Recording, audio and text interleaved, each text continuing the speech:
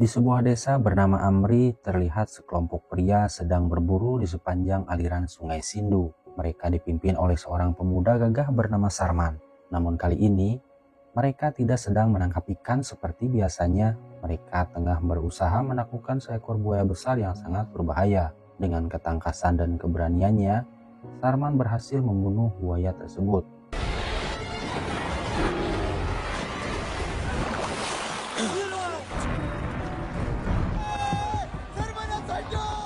Aksinya itu membuktikan bahwa Sarman bukan hanya pemberani, tapi juga dihormati dan disegani oleh orang-orang sekitarnya.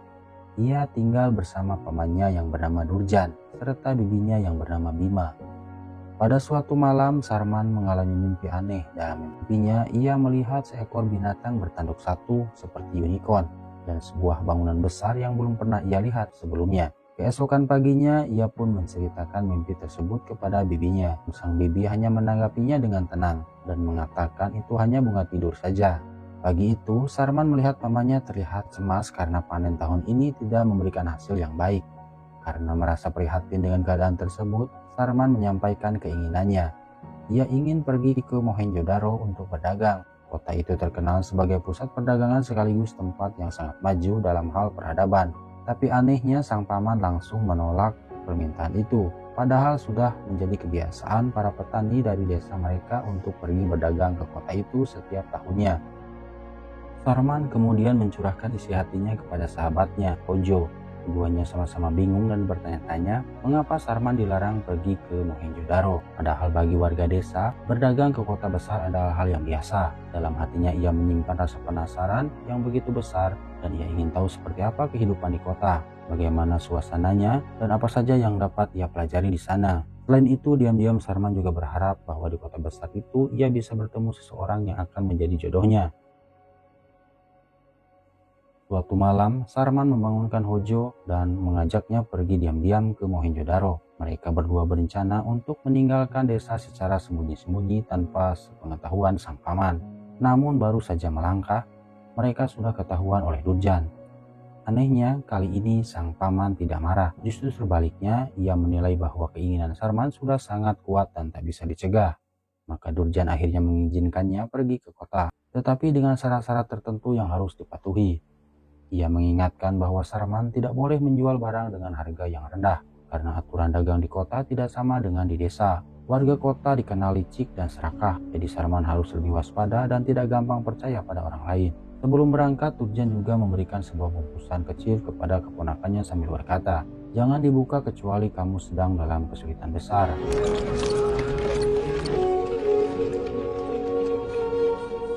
Dalam perjalanan menuju kota, rasa penasaran Sarman tak tertahankan. Ia pun membuka bungkusan itu dan diam-diam tanpa sepengetahuan Hojo. Di dalamnya ia menemukan sebuah lempengan logam bergambar binatang bertanduk satu. Simbol yang sama persis dengan apa yang sering ia lihat di dalam mimpinya. Temuan itu membuat Sarman merasa semakin yakin bahwa mimpinya memiliki makna dan mungkin ada hubungan khusus antara dirinya dengan simbol itu. Akhirnya Sarman dan rombongan tiba di kota Mohenjo-daro. Untuk pertama kalinya di dalam hidupnya, Sarman melihat langsung betapa megahnya kota besar itu. Ia pun kagum melihat bangunan-bangunan tinggi yang kokoh berdiri, dan tak habis berpikir bagaimana orang-orang zaman dahulu bisa membangun kota semegah ini. Ia juga melihat 6 simbol wilayah yang berbeda, dan salah satunya kembali memperlihatkan gambar binatang bertanduk satu. Salah seorang pemandu kota menjelaskan bahwa makhluk itu yang disebut unicorn adalah simbol suci kota Mohenjo-daro dan dipercaya sebagai kendaraan Dewi Sindu. Namun tidak lama setelah mereka memasuki kota, Sarman dihampiri oleh seorang kakek tua berpakaian lusuh yang memperingatkannya agar ia segera kembali ke tempat asalnya karena kota ini sangat berbahaya. Walau sempat bingung dengan peringatan itu, Sarman merasa iba dan memberikan jubahnya kepada sang kakek.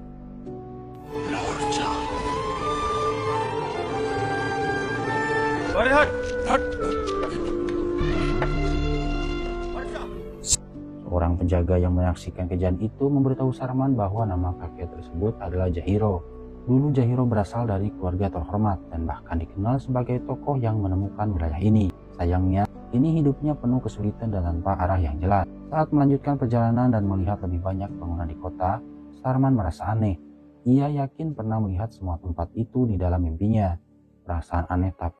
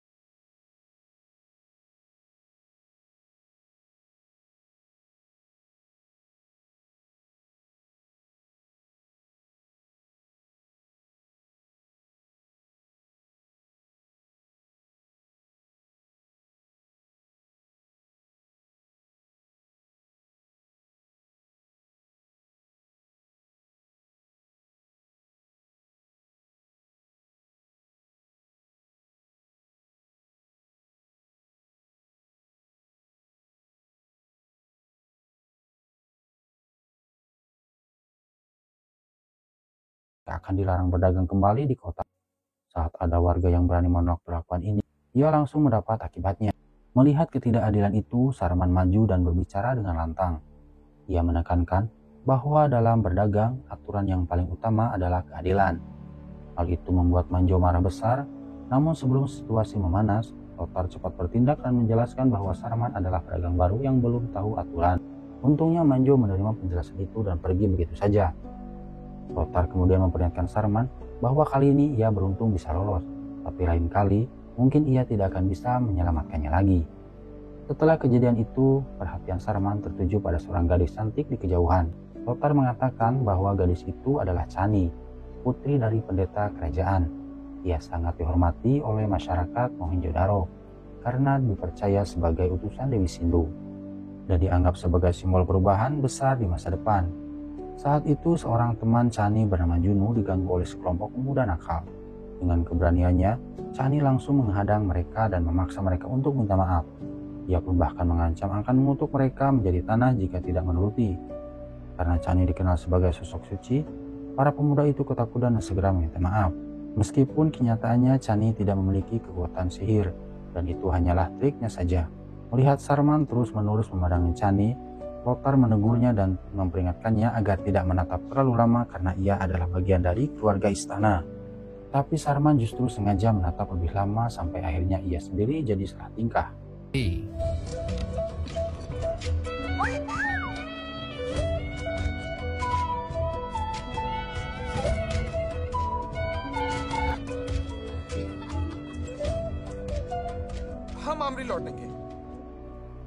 Sementara itu, Raja Maham, penguasa kota Mohenjo-daro, sedang memimpin rapat bersama para menteri istana.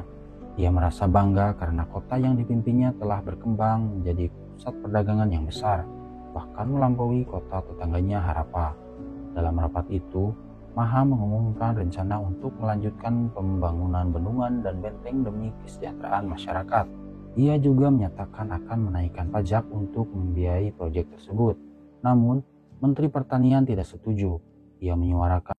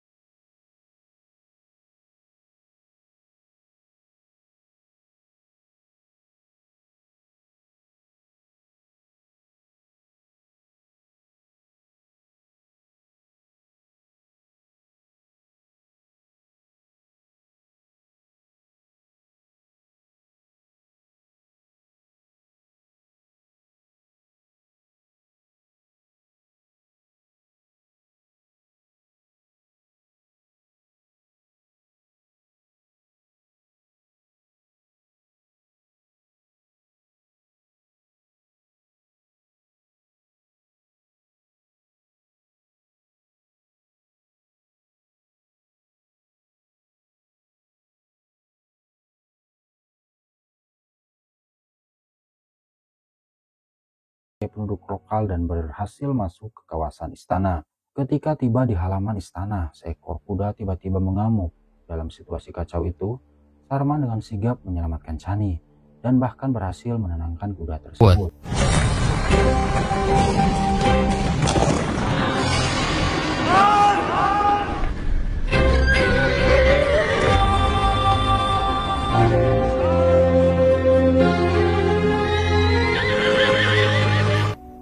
Pendeta sangat berterima kasih atas keberanian Sarman dan menanyakan asal-usulnya. Sarman memperkenalkan diri sebagai petani dari desa Amri. Sejak saat itu, benih cinta mulai tumbuh antara Chani dan Sarman. Sarman kemudian berkunjung ke kuil dan bertanya mengenai makhluk bertanduk satu yang sering muncul di dalam mimpinya. Pendeta menjelaskan bahwa makhluk itu merupakan simbol kendaraan Dewi Sindhu dan dikenal dengan nama unicorn. hewan suci yang kini hanya hidup di dalam cerita legenda. Sarman lalu menunjukkan simbol yang diberikan pamannya dan menanyakan maknanya. Pendeta terlihat terkejut, terutama ketika Sarman menyebut nama pamannya Durjan dan ayahnya Serujan, yang katanya sudah meninggal karena wabah saat Sarman masih kecil. Tanpa menjawab pertanyaan Sarman, sang pendeta langsung pergi, dan ini membuat Sarman semakin curiga bahwa ada rahasia besar yang sedang disembunyikan. Sebelum Sarman sempat mengetahui lebih banyak, utusan kerajaan mengumumkan bahwa pajak akan dinaikkan 2 kali lipat. Warga langsung kecewa karena untuk makan saja sudah tidak cukup, apalagi harus membayar pajak sebesar itu. Sarman pun dengan lantang menentang perintah itu dan mengatakan bahwa lebih baik mati di tangan Maham daripada mati kelaparan. Tindakannya mendapat dukungan dari warga, hingga utusan kerajaan pun ketakutan.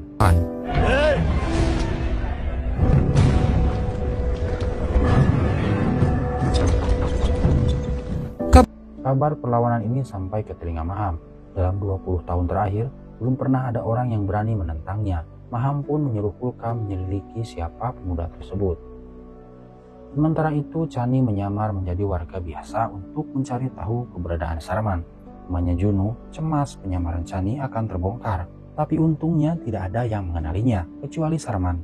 Ia langsung menyadari bahwa gadis itu adalah Chani, dan bahkan memuji bahwa Chani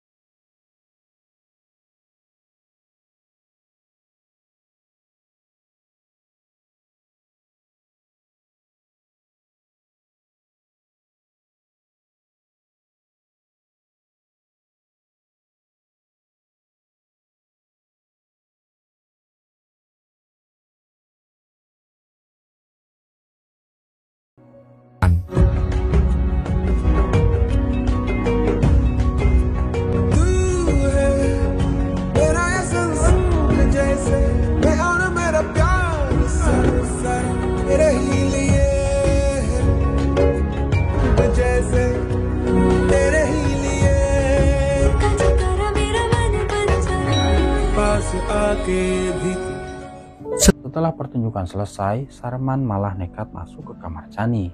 Tidak lama Manjo datang, tapi Chani mengatakan bahwa ia sedang berganti pakaian. Di dalam kamar, Sarman dan Chani mengungkapkan perasaan mereka satu sama lain, dan ternyata mereka saling mencintai. Namun Chani merasa tidak bisa menolak pertunangan ini karena sudah dijodohkan sejak lahir. Saat ia dilahirkan, seorang peramal mengatakan bahwa ia akan menjadi putri yang membawa perubahan. Mendengar itu, Maham langsung melamar Chani untuk anaknya. Tidak lama kemudian, Manjo kembali mengetuk pintu dan Sarman pun segera kabur lewat pintu belakang. Dan sayangnya Maham melihatnya, tapi ia hanya memandang tajam dan tidak melakukan apapun.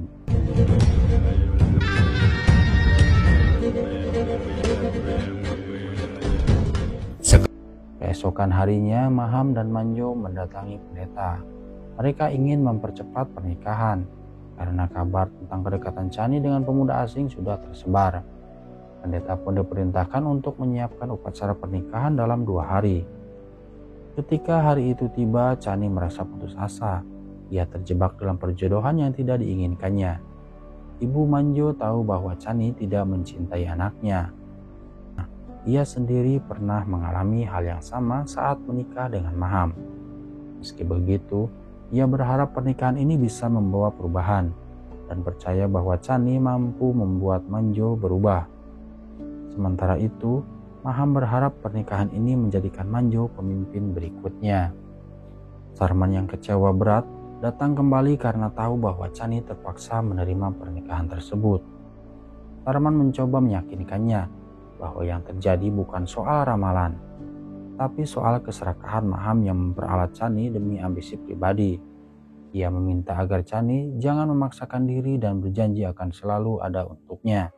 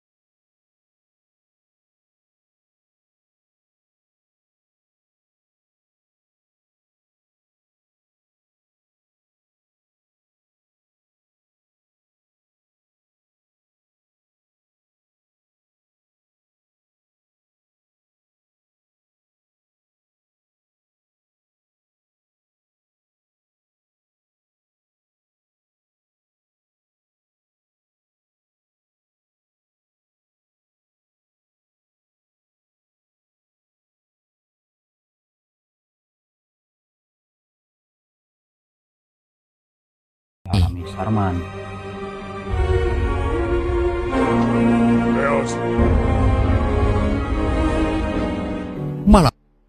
Malam itu pendeta menemui Sarman dan mengungkapkan kebenaran penting.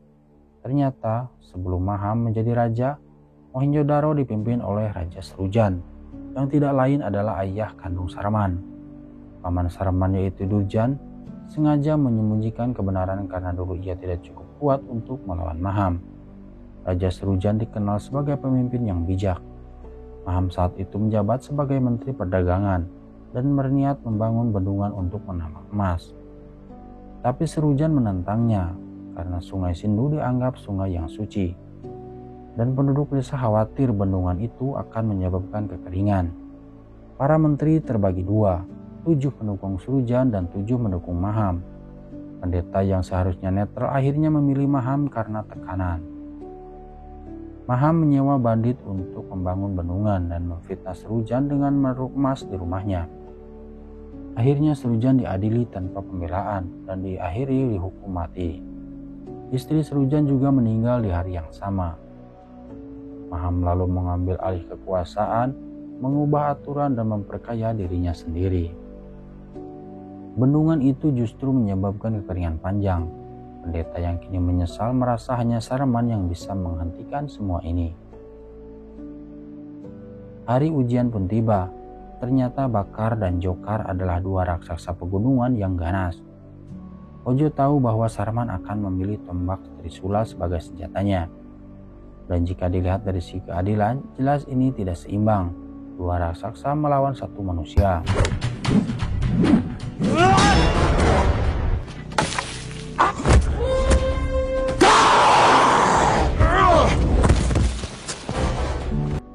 Namun Sarman membuktikan bahwa keberanian dan kecerdikan lebih kuat dari ukuran tubuh. Ia berhasil mengalahkan satu raksasa dan menahan diri untuk tidak membunuh yang lain. Ia pun keluar sebagai pemenang.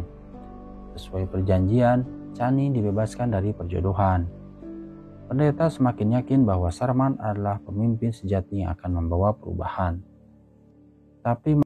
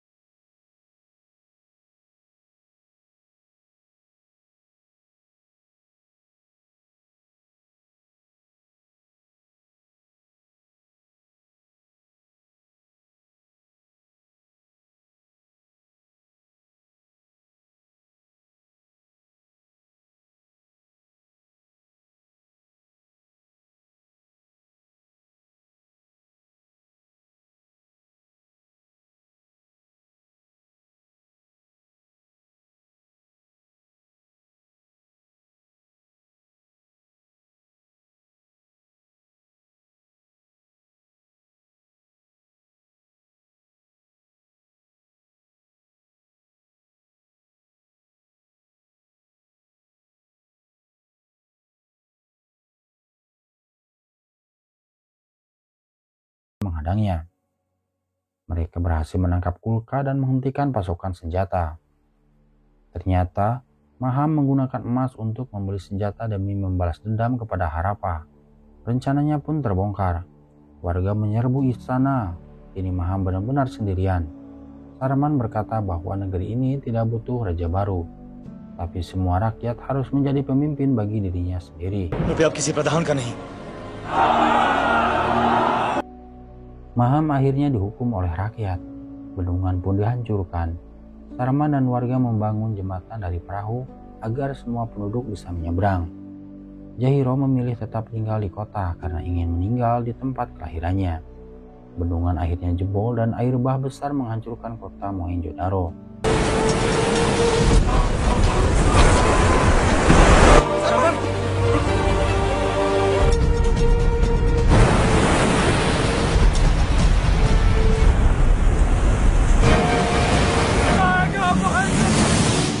Tapi semua penduduk berhasil dievakuasi dan mereka pindah ke wilayah yang baru.